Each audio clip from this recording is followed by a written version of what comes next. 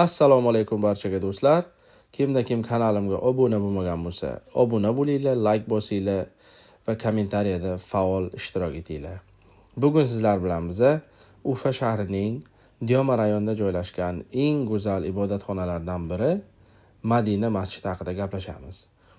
Internetda olingan ma'lumotlarga ko'ra, bu masjid qurilishi 2010-yil kuzida boshlangan bo'lib, 2013-yil 21-oktyabrda tantanali ravishda ochilgan.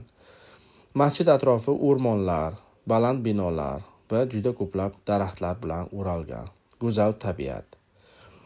Qurilish Dors Transstroy kompaniyasi tomonidan amalga oshirilgan bo'lib, mablag'lar asosan homiylar va mahalliy aholi xayriyalari hisobiga to'plangan.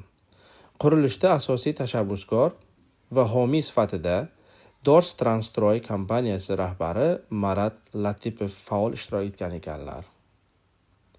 Masjidning arxitekturasiga kelsak, balandligi 49 metrni tashkil etadi va 4 ta minora mavjud bo'lib, bu minoralarning eng balandi 10 metrga yetadi.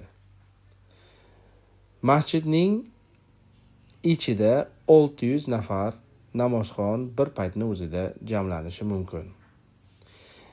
Ichki bezaklari esa samarqandlik rassomlar va qohiralik o'ymakorlar tomonidan tayyorlangan. Qolgan ishlar esa mahalliy ustalar tomonidan bajarilgan. Madina masjidi nafaqat ibodat joyi bo'lib, balki mahalliy jamoa uchun madaniy va ma'rifiy markaz sifatida ham xizmat qiladi. Unda diniy tadbirlar, ma'ruzalar va ta'limiy kurslar o'tkaziladi.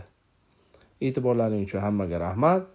Videomiz qiziq bo'lgan bo'lsa, albatta like bosing va yaqinlaringizga jo'natib qo'ying.